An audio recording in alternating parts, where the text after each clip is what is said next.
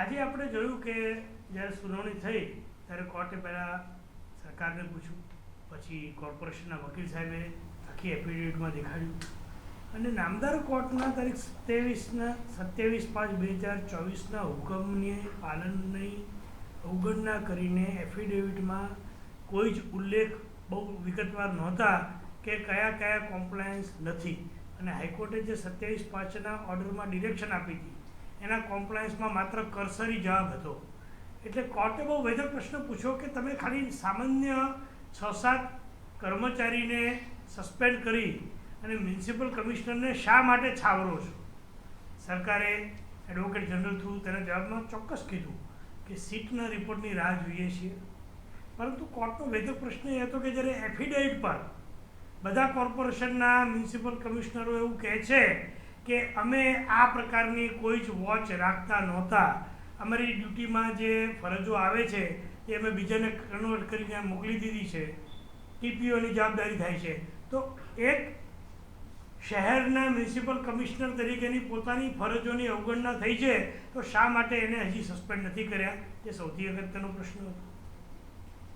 બીજો અગત્યનો પ્રશ્ન એ હતો કે જ્યારે સરકારે આગલી મુદતે એટલે કે 27/5 એમ કીધેલું કે 3 દિવસમાં એન્ટ્રી રિપોર્ટ અને 10 દિવસમાં ફાઇનલ રિપોર્ટ, તો શા માટે તમારે વધારે સમય જોઈએ છે?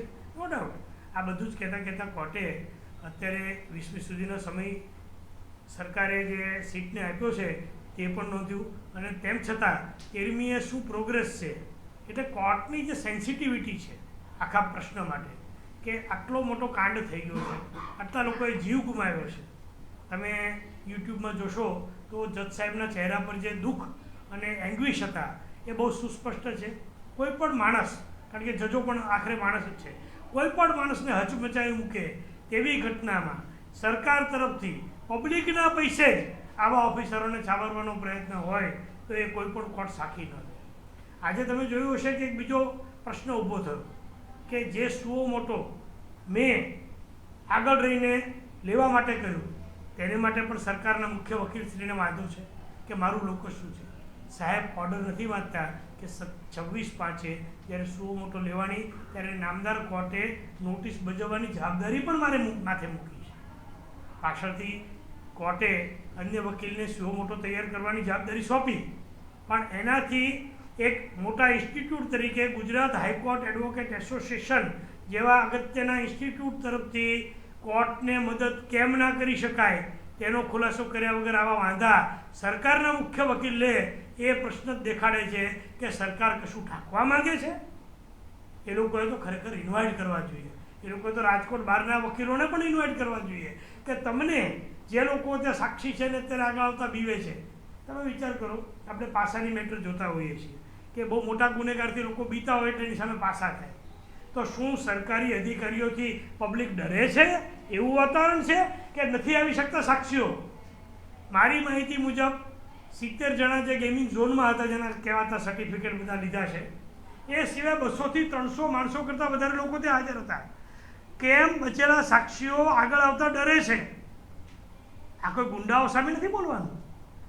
ત્યાં તમે હાજર હતા અને શું ઘટના થઈને કેવી રીતે બચ્યા એની જ વાત કરવા આવવાનું છે.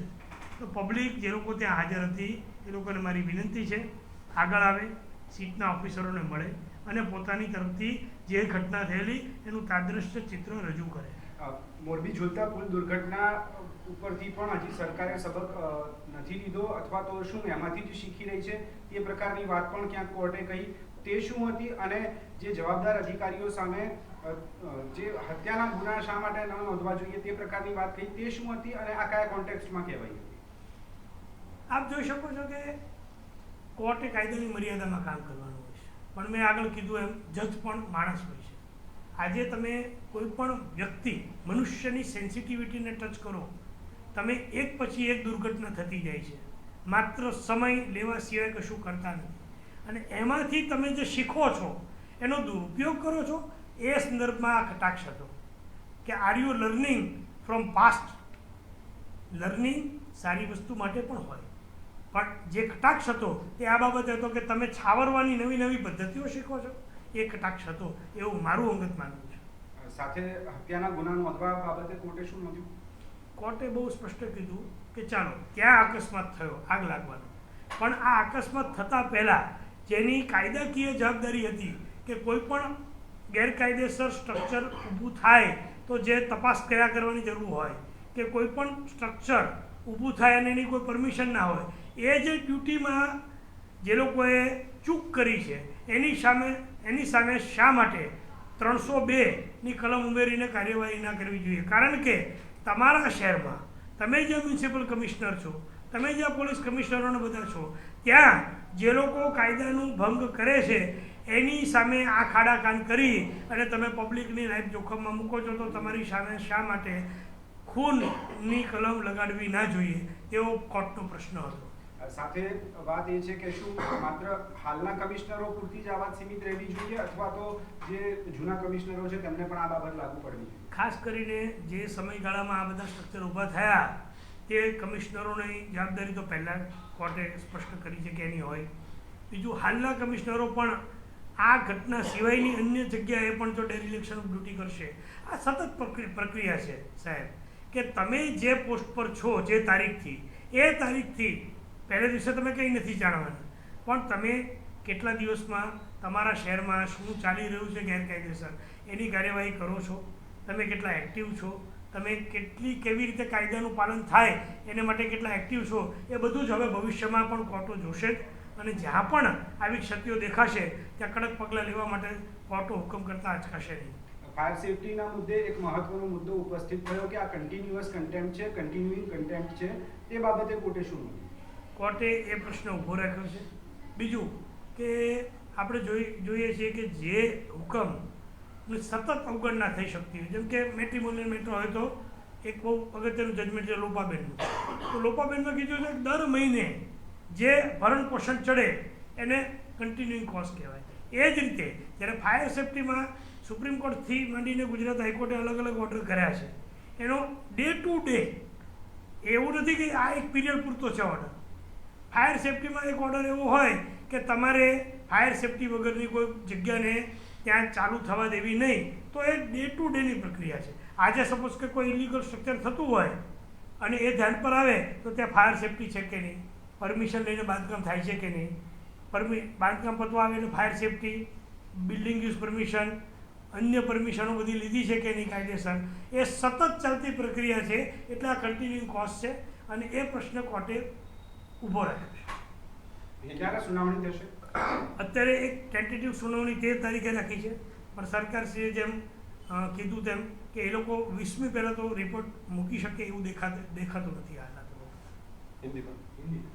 ब्रिजेश भाई, आज की सुनवाई में क्या हुआ, कोर्ट ने क्या कहा है और आगे क्या प्रोसेस करने को सरकार को कहा गया है?